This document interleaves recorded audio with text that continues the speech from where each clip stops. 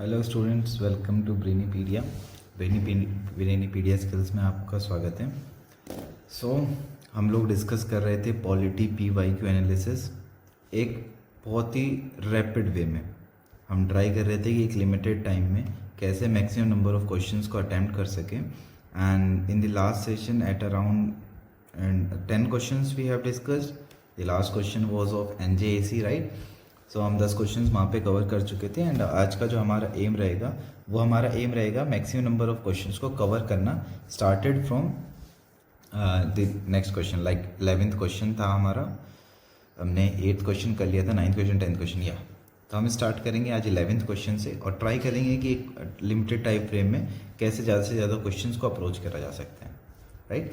अब इसका मतलब ये नहीं है कि भाई मैं आपको किसी भी क्वेश्चन का डिटेल सॉल्यूशन नहीं दूंगा। हाँ, एक ओवरव्यू जरूर दूंगा हर क्वेश्चन में कि हाँ इस क्वेश्चन का ये प्रेजेंट था। लेकिन जब हम जो हमारी डिटेल PYQ एनालिसिस सीरीज चल रही है उसमें हम हर क्वेश्चन को डिटेल्ड वे में करने की कोशिश करेंगे, राइट। मैक्सिमम डिटेल शो करेंगे उसमें। तो हमारा क्वेश्चन आ जाता है पहला, कंसीडर द फॉलोइंग स्टेटमेंट। चलो जी कंसीडर करते हैं।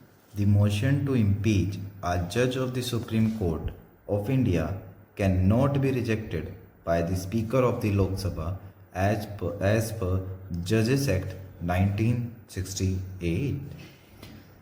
भाई ऐसा तो कोई प्रोविज़न नहीं है।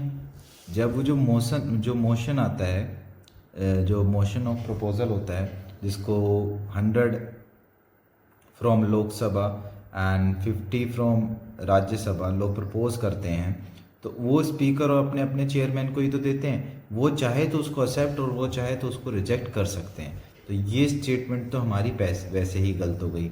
मतलब ऑप्शन नंबर A और ऑप्शन नंबर D हमारा हो गया गलत। ऑप्शन 3 को चेक कर लेते हैं क्योंकि वो दोनों में the process of impeachment of the judges of the Supreme Court of India is given in the Judges Act 1968। हाँ जी बिल्कुल।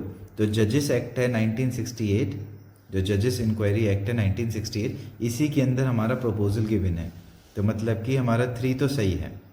सॉरी, हमें वैसे 4th को देखना था, ठीक है। If the motion for the impeachment of a जजेस is taken up for voting, the law requires the motion to be backed by each house of the parliament and supported by a majority of total membership of that house and by not less than 2/3। या बिल्कुल भाई, special majority तो use करी जाती है जब vote के लिए पुट करते हैं इसको, है ना। तो हमारा ऑप्शन नंबर 4 सही है, हमारा ऑप्शन नंबर 3 सही है।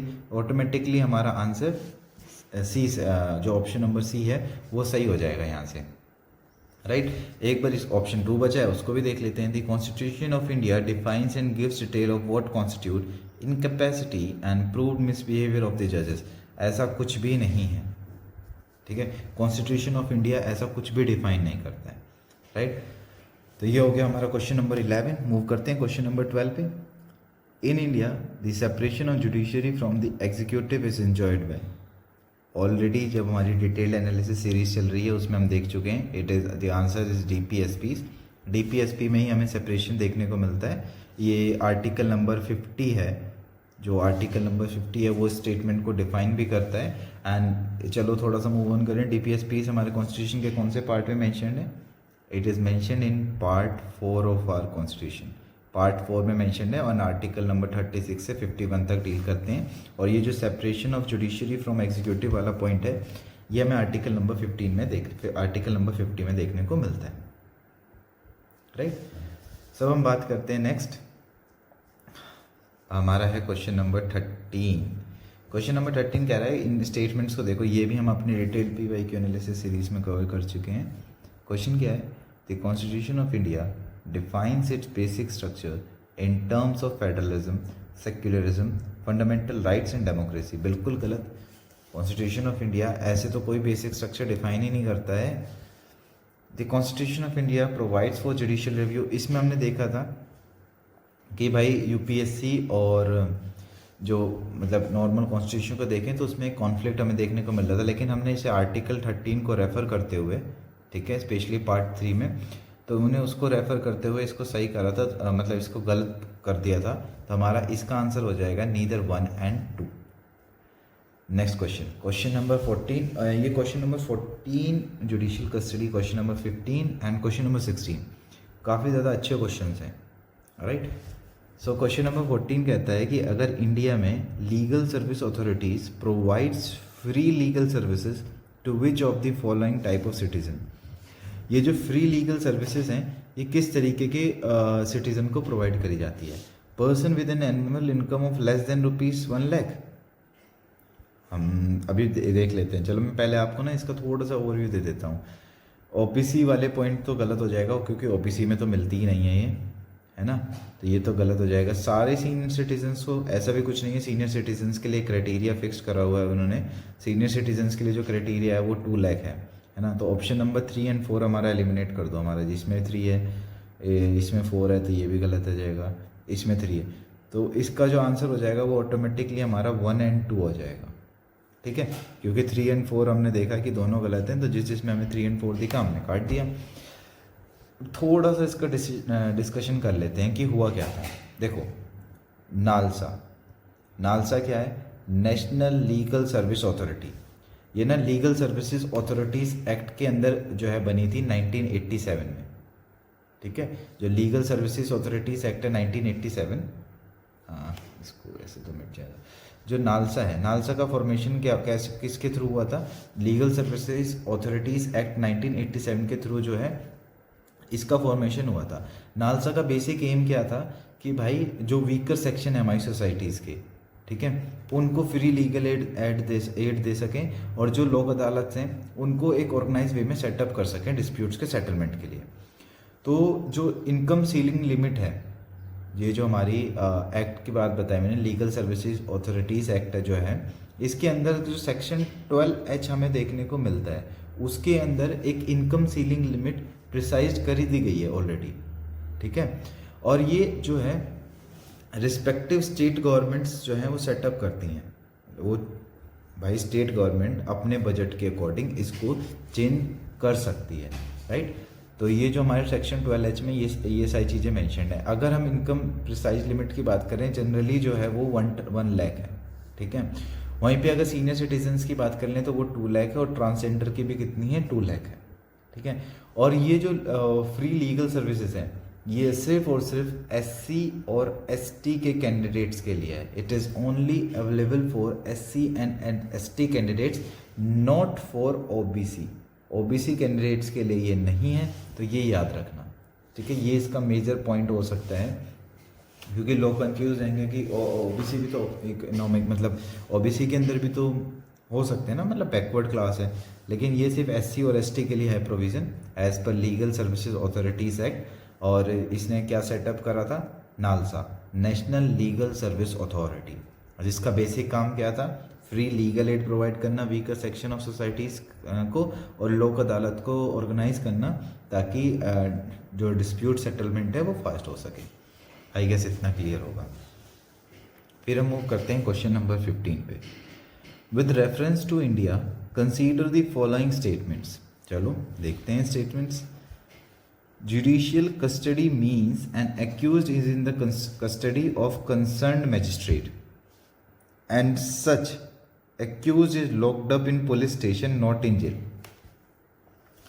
यहाँ तक इन्होंने सब कुछ सही बोला, ठीक है। फिर जैसे जुडिशियल कस्टडी वाली बात है, मतलब ये पुलिस स्टेशन वाली बात आई, ये गलत कर दी इन्होंने। अगर बंदा जुडिशियल कस्टडी में है तो वो पुलिस स्टेशन में नहीं होगा, उसको जेल में रखा जाता है, और अगर वो पुलिस कस्टडी में तो उसको पुलिस स्टेशन में रखा जाएगा, ना कि जेल में। तो ये ऑप्शन हमारा इस स्टेटमेंट की वजह से गलत हो जाता है। और इसने ऑप्शन में पूछा है which of the statement givens are correct. ये याद रखना कि यहाँ पे करेक्ट मेंशन है, राइट। देखते हैं करेक्ट कौन से, तो ये तो गलत है हमारा। दूसरा है during judicial custody the police officer is charge of the case, the police officer in charge of the case is not allowed to interrogate the suspect without the approval of the court. What do you think? ऐसा होता है? तो हाँ, option number 2 ही हमारा सही है, क्योंकि जब जुडिशियल कस्टडी में डाल दिया जाता है किसी भी पर्सन को, तो पुलिस जो इंचार्ज होगा उस पर्टिकुलर केस का, वो इंटेरोगेट नहीं कर सकता सस्पेक्ट को। लेकिन अगर वो जो कोर्ट है उसको इंटेरोगेशन अलाउड कर दे तो वो उसको इंटेरोगेट भी कर सकता है, ठीक है। तो ये पुलिस कस्टडी होगी अगर, तो पुलिस कस्टडी के टाइम पे तो वो उसको इंटेरोगेट कर ही कर सकता है, ठीक है, ऐसा कुछ नहीं है।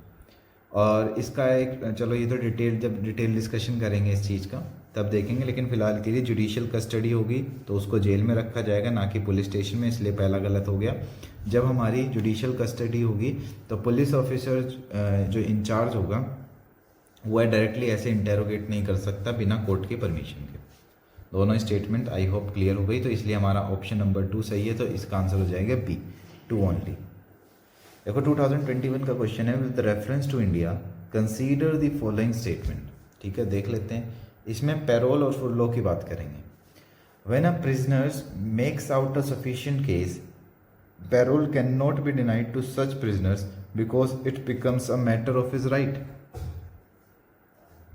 What do you think? बिल्कुल, state government have their own prisoners release on parole rule.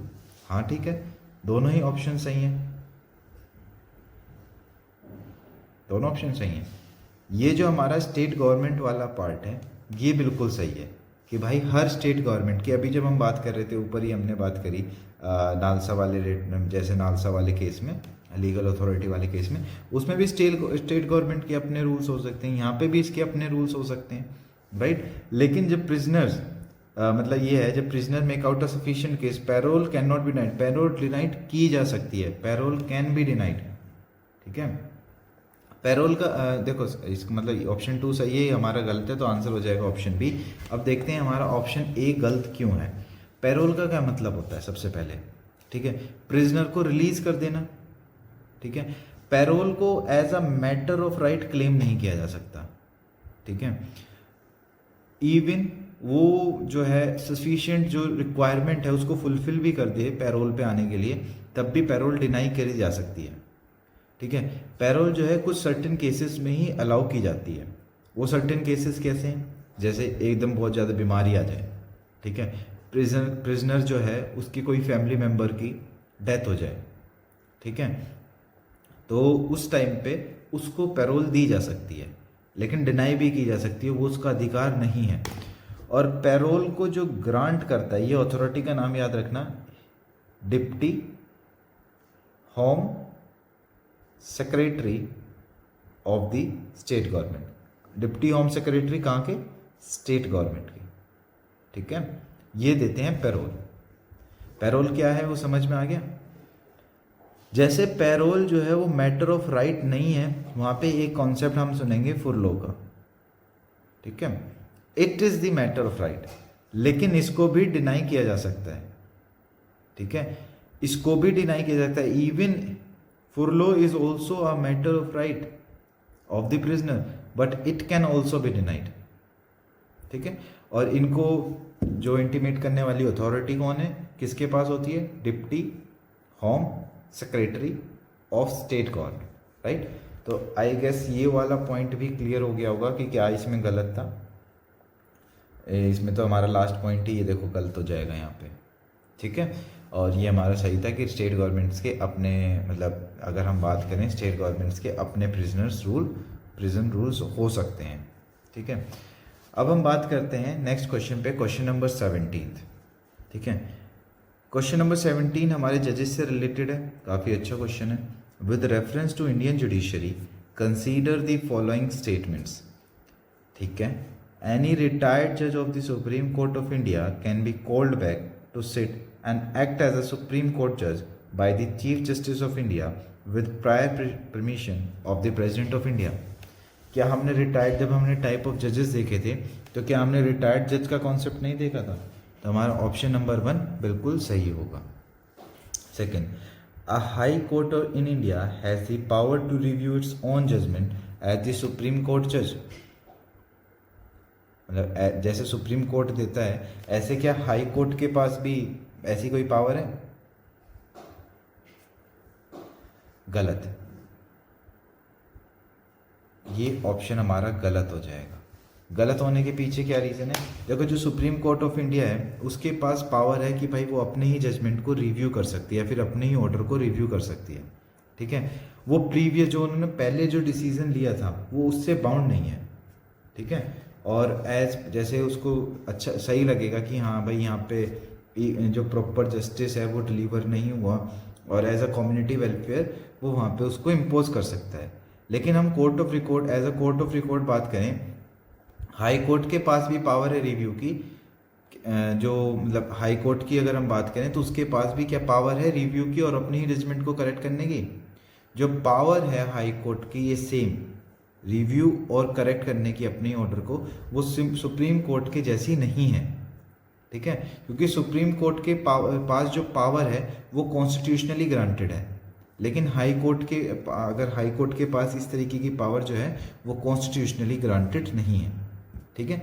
जब हम इस चैप्टर को जुडिशरी पढ़ेंगे तो वहाँ पे इस चीज़ को डिटेल में पढ़ेंगे, but for the time being जो हाई कोर्ट की ये जुडिशियल रिव्यू वाली पावर है और जो सुप्रीम कोर्ट की रिव्यू वाली पावर है, दोनों आपस में डिफरेंट। तो इसका आंसर हो जाएगा one and only. High court, supreme court की जो पावर है वो कॉन्स्टिट्यूशनली बैक्ड है, लेकिन हाई कोर्ट की पावर कॉन्स्टिट्यूशनली बैक्ड नहीं है। अब बात करते हैं क्वेश्चन नंबर 18 की। Question number 18, right.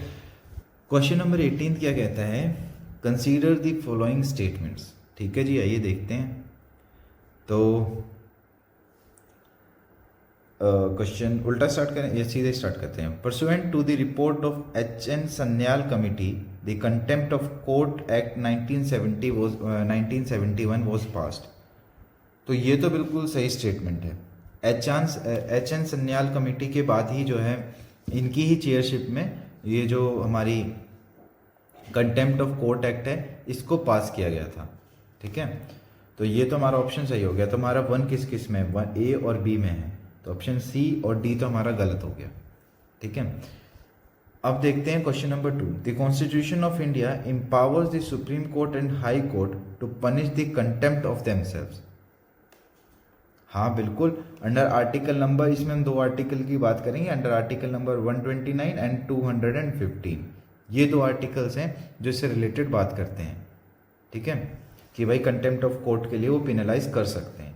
तो ये ऑप्शन भी हमारा सही हो गया। तो 2 तो दोनों में ही है। The constitution of India define civil contempt and criminal contempt. जो कॉन्स्टिट्यूशन ऑफ इंडिया है वो ऐसी कोई भी डेफिनेशन नहीं देता है कि सिविल कंटेम्प्ट क्या है और क्रिमिनल कंटेम्प्ट क्या है। इसके लिए अलग प्रोसीजरल एक्ट्स हैं जो इसको डिफाइन करते हैं। तो ऑप्शन नंबर 3 हमारा गलत हो जाएगा, मतलब जिसमें भी हमें 3 देखने को मिलेगा वो तो हमारा गलत हो गया। अब लास्ट क्वेश्चन, 3 तो इन दोनों से मतलब ही नहीं था। In India the parliament is vested with the powers to make laws on contempt of court. ठीक है, बिल्कुल सही स्टेटमेंट है। इसमें हम बात करेंगे आर्टिकल 142 क्लोज 2 की, ठीक है। जो हमारे कॉन्स्टिट्यूशन का आर्टिकल 142 क्लोज 2 है इंडियन कॉन्स्टिट्यूशन का, वो क्लियरली डिफाइन करता है ये प्रोविजंस कि भाई जो पार्लियामेंट है वो इन कंटेम्प्ट ऑफ कोर्ट में अपने बिहाफ पे लॉ बना सकता है। तो ये कहाँ पे मेंशन है, आर्टिकल 142 क्लोज 2 में। तो इसलिए हमारा आंसर हो जाएगा बी सही, 1, 2 एंड 4, और 3 हमारा गलत था। ये कंटेम्प्ट ऑफ कोर्ट से रिलेटेड आर्टिकल्स कहाँ कहाँ पे मेंशन है, 129 एंड 215, ये याद रखना। इसके बाद क्वेश्चन नंबर 19 के साथ बात करते हैं। With reference to India consider the following statements. चलो देख लेते हैं। Government law officers and legal firms are recognized as advocates, but corporate lawyers and patent attorneys are excluded from recognition as advocate। ऐसा तो कुछ नहीं सुना। अगर हम बात देखेंगे, जो बार काउंसिल ऑफ इंडिया है वो एक स्टैट्यूटरी बॉडी है, ठीक है, जिसको स्टैब्लिश करा था सेक्शन 4 के तहत एडवोकेट एक्ट ऑफ 1961, याद रखना। तो यही जो है पूरे इसको देखो, ये जब हम बार काउंसिल की बात करेंगे ना स्पेसिफिकली, तो बार काउंसिल हमारी जो है वो सेक्शन 4 में है। मतलब जो हमारा एडवोकेट एक्ट है 1961 का, उसका जो हमारा सेक्शन 4 है उसमें बार काउंसिल की बात दी गई है, ठीक है। उसने बोला है कि bar council has the power to lay down the rules, legal education and recognition of law colleges. तो ये चीज़ बिल्कुल सही है। जो इवन बार काउंसिल है ना, वही है जितने भी लीगल रिलेटेड एजुकेशन कॉलेजेस हैं, लीगल प्रैक्टिसेस हैं, इससे रिलेटेड जितने भी रूल्स हैं, जितनी भी चीज़ें हैं, सारी बार काउंसिल के अंडर ही आती हैं। तो बार काउंसिल का ये वाला ऑप्शन तो हमारा हो गया सही। अब हमारा रह गया पहला, ठीक है। तो नीदर 1 एंड नॉट 2 तो ऑप्शन हो ही नहीं सकता। अब पहले को देख लेते हैं कि जो कॉरपोरेट लेयर्स होते हैं और इवन जो पेटेंट अटॉर्नीज होते हैं वो लॉयर, मतलब उनको एज अ लॉयर ही रिकॉग्नाइज किया जाता है, और ऐसा कोई भी प्रोहिबिशन नहीं है कि भाई उनको आप लॉयर क्यों नहीं देख सकते।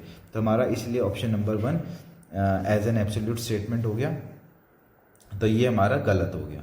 तो हमारा ऑप्शन सही क्या होगा इसमें, B, option number 2 only. Next है मेंडेमस से रिलेटेड, मतलब कि रिट से रिलेटेड। ठीक है, कितना कहाँ पे, अच्छा यहाँ पे कोई क्वेश्चन नहीं है। तो पहला है mandamus will not lie against a public private organisation unless it is interested with a public duty. बिल्कुल सही है। ठीक है, मेंडेमस जो है ऐसे प्राइवेट ऑर्गेनाइजेशन को डायरेक्टली जो है इशू नहीं किया जा सकता।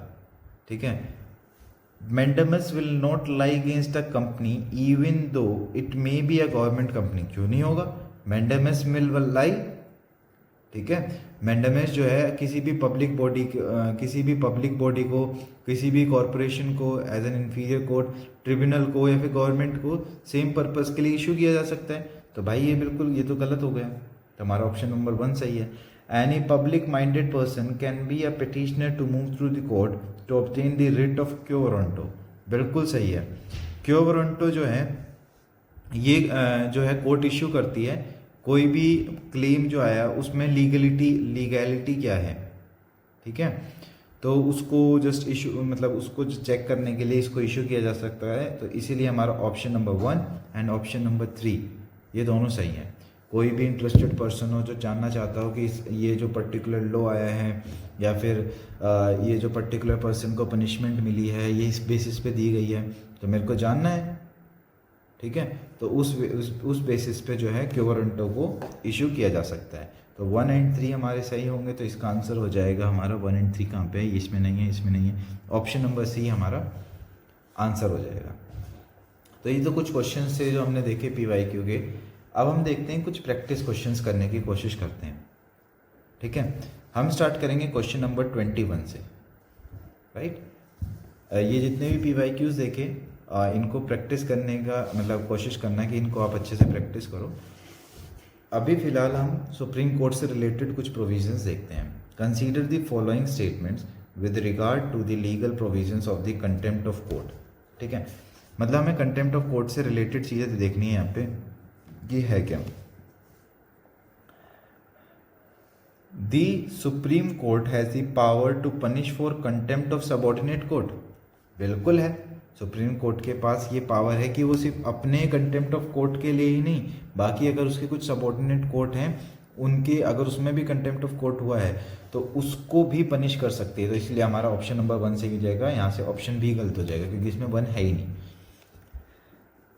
Second, a person obstructing the administration of justice is liable to civil contempt of court. ठीक है, ऐसा नहीं है। ठीक है, अकॉर्डिंग अगर हम कंटेम्प्ट की बात करें, कंटेम्प्ट ऑफ कोर्ट एक्ट जो कि कब आई थी 1971 में, अगर हम कंटेम्प्ट ऑफ कोर्ट एक्ट 1971 की बात करें तो ये जो बात है इसमें कि भाई a person obstructing the administration of justice is liable to civil contempt, तो ये सिविल कॉन्टेम्प्ट वाली स्टेटमेंट गलत है। यहाँ पे आना था क्रिमिनल कॉन्टेम्प्ट, क्रिमिनल कंटेम्प्ट, तो फिर ये स्टेटमेंट हो जाती सही। लेकिन अभी फॉर द टाइम बीइंग ये स्टेटमेंट हमारी है गलत। ठीक है, अब हम मूव करते हैं। इसके अंदर काफ़ी 3-4 पॉइंट्स हमें देखने को मिलते हैं, जब हम डिटेल PYQ एनालिसिस करेंगे तब देखेंगे। But for the time being याद रखना कि यहाँ पे सिविल नहीं आना था। A person obstructing the administration of justice is liable to criminal contempt of court. ठीक है, तो ऑप्शन 2 गलत हो जाएगा। ऑप्शन 2 हमारा इसमें है और इसमें है, ऑटोमेटिकली आंसर हमारा 1 एंड 4 सही हो जाएगा। अब थर्ड है any criticism on the merits of judicial order is contempt of court. भाई ऐसा तो कुछ भी नहीं है। ठीक है, फेयर और एक्यूरेट रिपोर्टिंग अगर आप करोगे जुडिशियल प्रोसीडिंग की तो वो कंटेम्प्ट ऑफ कोर्ट में नहीं आता है। ठीक है, the phrase contempt of court is not defined in the constitution of India. बिल्कुल, ये जो कंटेम्प्ट ऑफ कोर्ट वर्ड है ये हमारे कॉन्स्टिट्यूशन में ऐसे ही डिफाइंड नहीं है, राइट। इसके बाद हम बात करते हैं 22nd क्वेश्चन की। ये कह रहा है कि unlike high court the supreme court can issue Ritz not only for the enforcement of fundamental rights but also for any another purpose. भाई जो सुप्रीम कोर्ट है, unlike high courts, the supreme court जो है खाली Ritz issue कर सकता है लेकिन for the enforcement of fundamental rights but not for any another purpose. तो इसीलिए हमारा जो ऑप्शन नंबर 1 है वो तो गलत हो जाएगा पूरा पूरा। तो ये ऑप्शन गलत है और ये ऑप्शन गलत है। Unlike high court the supreme court is authorized to grant in its discretion special leave to appeal for a judgement pass by a court. बिल्कुल सही है, supreme court is authorized to do so. Any dispute between 2 और more states in India can be decided only, या original jurisdiction में हमें ये power देखने को मिलती है। तो हमारा ऑप्शन सही हो जाएगा यहाँ पे B, 2 and 3। I hope around 12 question हमने यहाँ पे करने की कोशिश करी। सेशन को यहीं पे वाइंड अप करते हैं एंड ट्राई करना कि ये जितने भी क्वेश्चन हमने करे हैं आप इनको कम से कम एटलीस्ट 2 से 3 बार इनका रिवीजन करें। रिवीजन करने से क्या होगा, आपके काफ़ी सारे क्वेश्चंस जो हैं यहाँ से प्रैक्टिस अप होते चले जाएंगे और काफ़ी सारी चीज़ें जो आप फॉरगेट बीच में पिन पॉइंटेड चीज़ें थी जो आप बीच बीच में कवर अप नहीं कर पा रहे थे, वो सारी चीज़ें आपको यहाँ से ऐड अप होती हुई दिख जाएंगी। So thank you for today's session. सारे आर्टिकल्स, सारे जो भी सेक्शंस हैं उनको याद रखने की कोशिश करना। तो अगर आपको सेशन अच्छा लगा हो तो कमेंट सेक्शन में बताना, और अगर आपको कुछ भी एक्स्ट्रा एड ऑन कंटेंट चाहिए होगा या फिर कोई दूसरा मेथड चाहिए होगा तो आप हमें कमेंट करके बता सकते हैं। चैनल को सब्सक्राइब और वीडियो को लाइक करना ना भूलें। Thank you for joining Brainypedia skills. Have a good day.